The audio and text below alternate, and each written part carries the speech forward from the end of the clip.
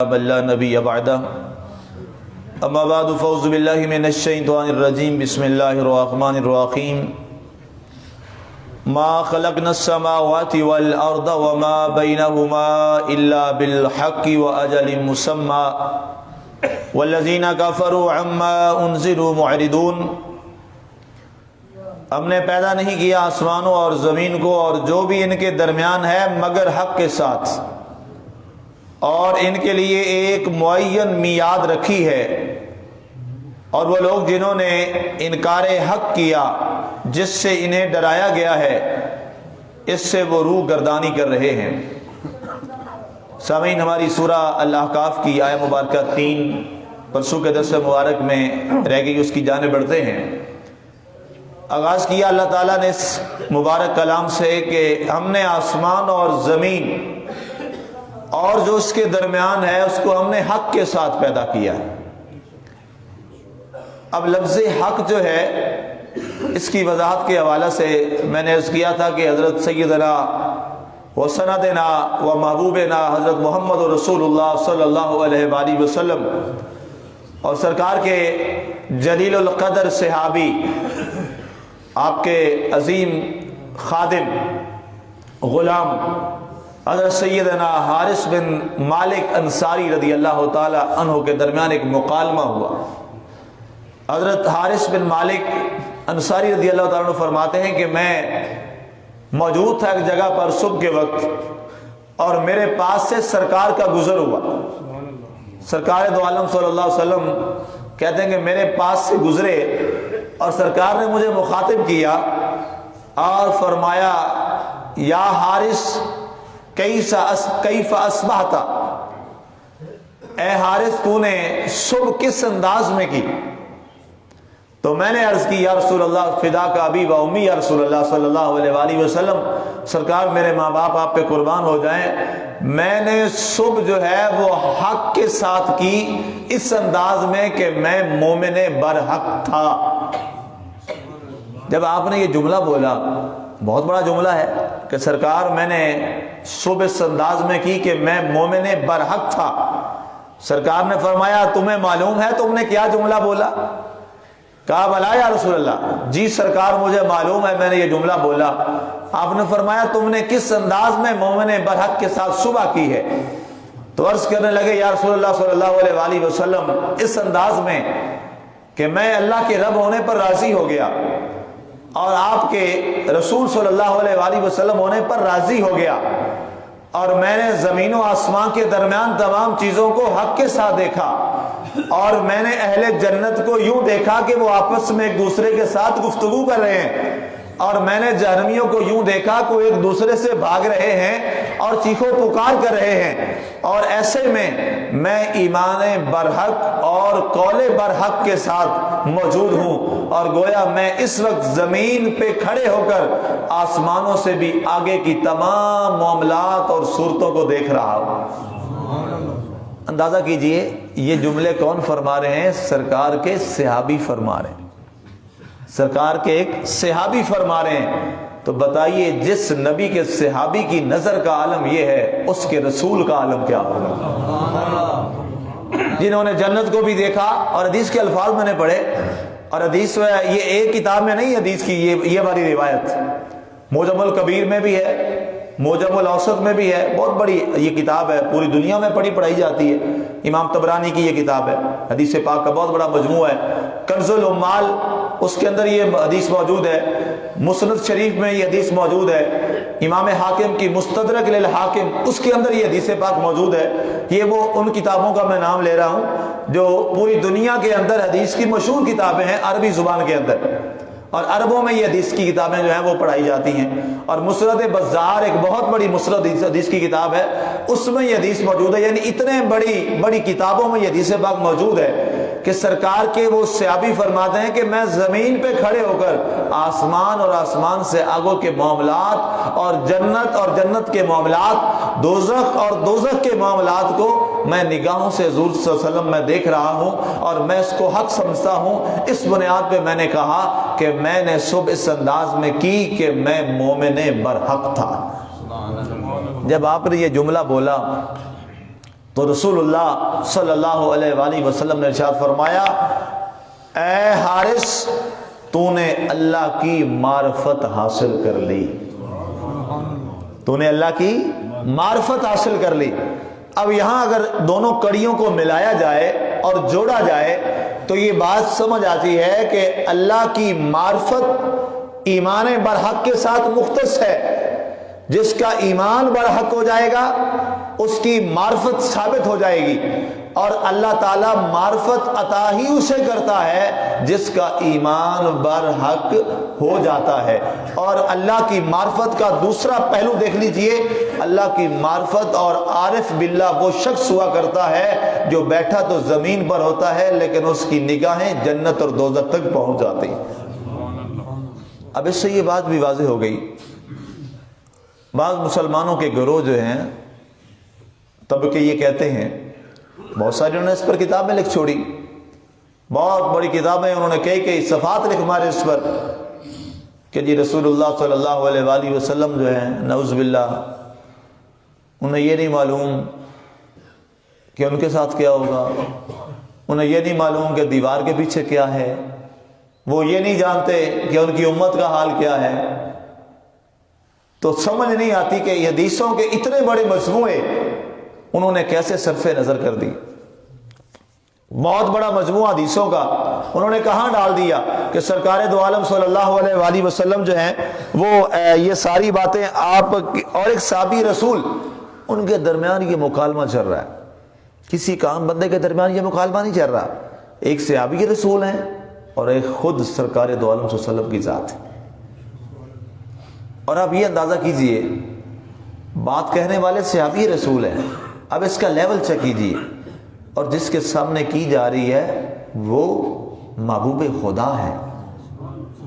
اگر اس میں ہلکا سا بھی کوئی جھوٹ کا شائبہ ہوتا تو سرکار فرماتے حارث تم کیا کہہ رہے ہو، حارث تم نے یہ کیا کہا، تم دنیا میں کھڑے ہو کہ جنت دیکھ رہے ہو، اور پھر صرف جنت دیکھی نہیں ہے، اہل جنت کی گفتگو کو بھی میں سن رہا ہوں، ان کے آپس کی ایک دوسرے کی کنورسیشن اور باتوں کو بھی میں سن رہا ہوں۔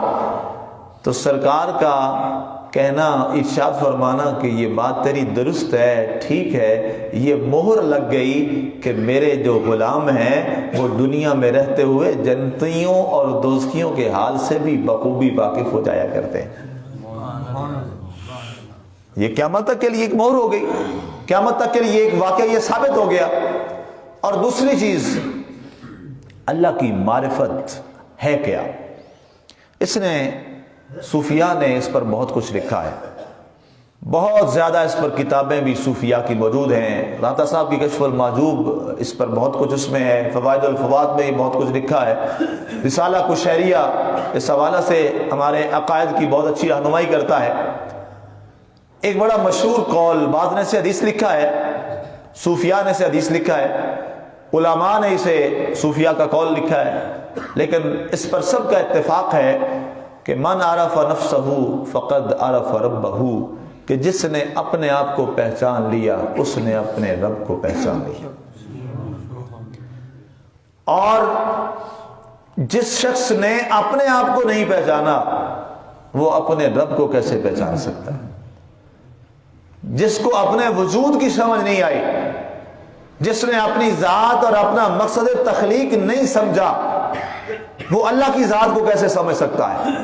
اللہ کی ذات کو سمجھنے کے لیے مسلمانوں یہ بات طے ہے، انسان کو پہلے اپنے آپ کو سمجھنا پڑے گا کہ انسان کیا ہے، انسان کی وجہ تخلیق کیا ہے، انسان کا مقصد تخلیق کیا ہے، انسان کو دنیا میں بھیجنے کا مقصد کیا ہے، انسان کو ساری مخلوقات میں سے اشرف المخلوقات بنانے کا مقصد کیا ہے، ساری مخلوقات پر اس کو فوقیت دینے کا مقصد کیا ہے۔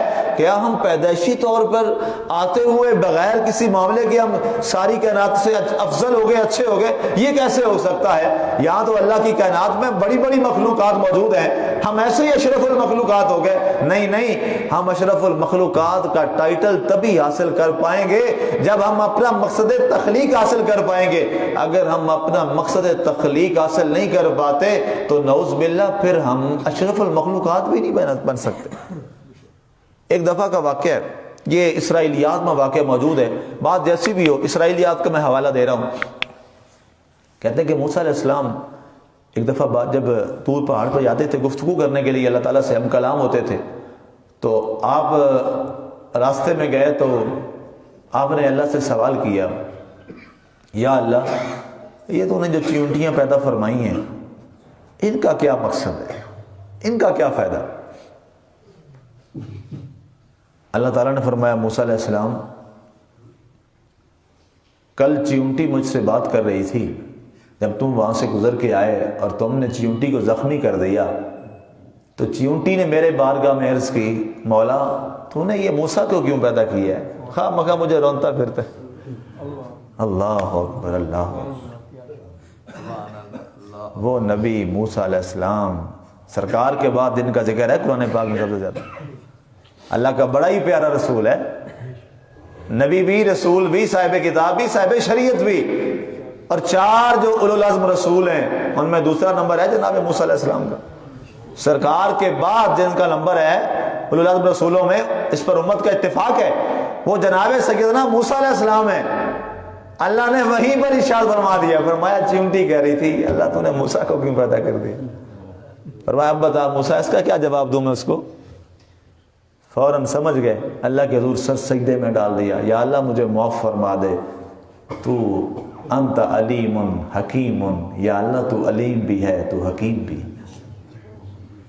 تو سامعین، اگر تو ہم نے مقصد تخلیق سمجھ لیا، اس میں ایک بہت بڑا سبق ہے، اگر ہم نے مقصد تخلیق سمجھ لیا اور اس کا ہم نے حق ادا کرنے کی کوشش کی تو پھر مبارک ہو، ہم اشرف المخلوقات ہیں، پھر مبارک ہو، ہم نے مخلوق میں سب سے بڑا درجہ حاصل کر لیا۔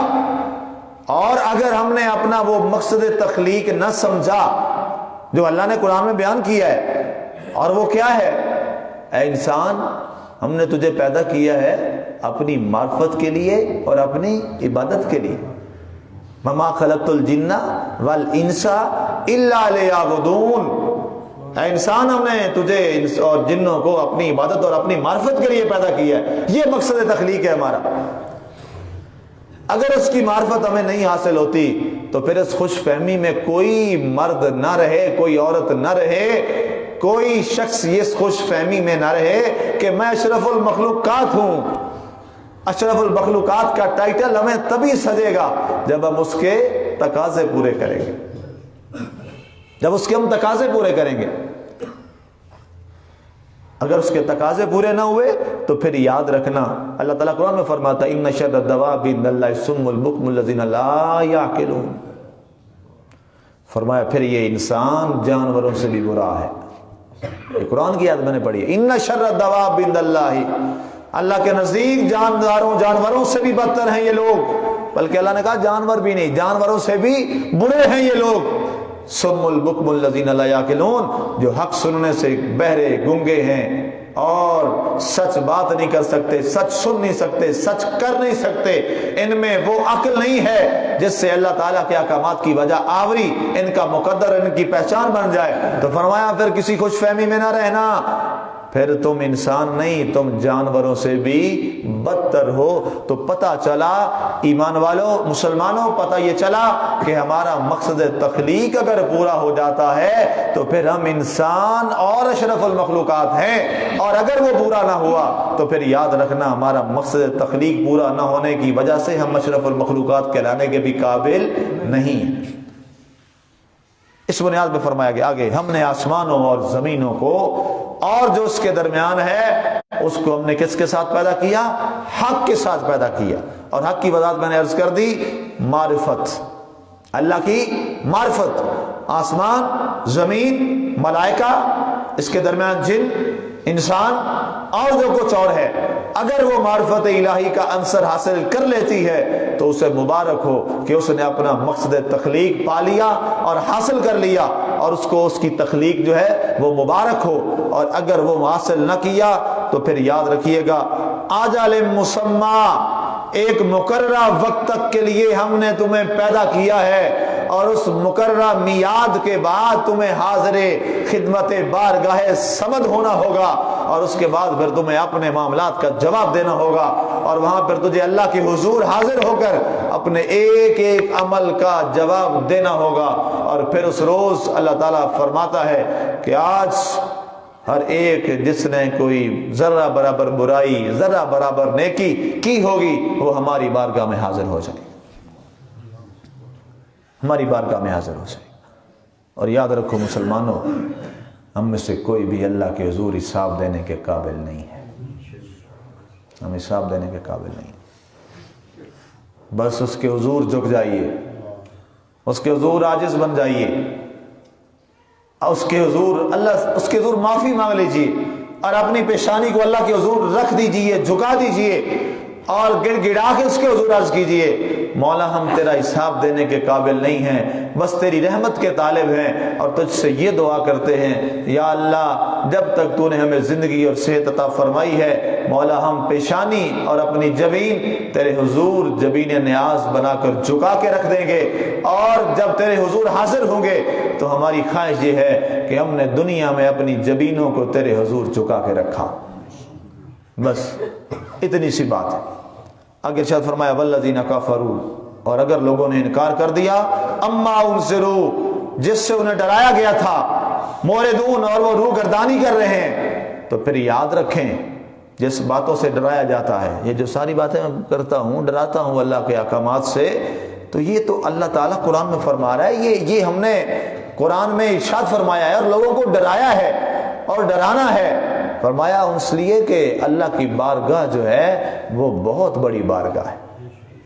ہم اگر دنیا کے کسی جج کی کچہری میں جاتے ہیں، جج کی عدالت میں جاتے ہیں، ہمارے وکلاء تیاری نہیں کرتے پہلے اس کی پوری، ہم نے جناب جج کی عدالت میں پیش ہونا ہے، ہم اپنے سارے معاملات کو مینج نہیں کرتے، سچے ہیں جھوٹے ہیں جو بھی ہے، دنیا کی عدالت ہے تو لوگ اس کو مینج کرتے ہیں کہ کل جناب عدالت میں ہماری پیشی ہے۔ ارے دنیا میں ایک انسان کی عدالت میں پیشی کے وقت ہم اتنے معاملات اور ان چیزوں کو مینج کرتے ہیں، تو اس بڑی عدالت کا معاملات کیا ہو؟ وہ تو رب کی عدالت لگے گی، اس کو ہم مینج کیوں نہیں کرتے؟ اس کی ہم تیاری کیوں نہیں کرتے؟ ایک جو اچھا وکیل ہوتا ہے، ہمارے دوست ہیں کئی وکلا، کہ جناب ہمیں جب کیس لڑنا ہوتا ہے جناب کئی راتیں ہمیں پتہ ہی نہیں ہوتا کہ رات ساری گزر جاتی ہے، اور ہم کیس کی تیاری کرتے ہیں اور اس کے ہر پہلو پہ بات کرتے ہیں، جناب ہماری نیندیں اڑ جاتی ہیں۔ اور دنیا کی عدالت میں کیس لے جانے کے لیے، جو کیس بھی کسی کا ہے اور اس پر آرگومنٹس کرنے ہیں، تو ہماری نیندیں اڑ جاتی ہیں۔ اللہ کی عدالت میں جانے کے لیے پتہ نہیں ہمیں نرم اور گرم بستروں پہ کیوں آنکھ لگ جاتی ہے۔ سرداز سوچنے کی یہ بات ہے۔ تو مسلمانوں ہمیں ان باتوں کو غور کرنا ہے، اللہ کی ذات ہمیں اس کی بارگاہ میں اور عدالت میں جو حاضر ہونا ہے اس کی ہمیں تیاری کی توفیق عطا فرمائے۔ آمین وما علینا الا البلاغ۔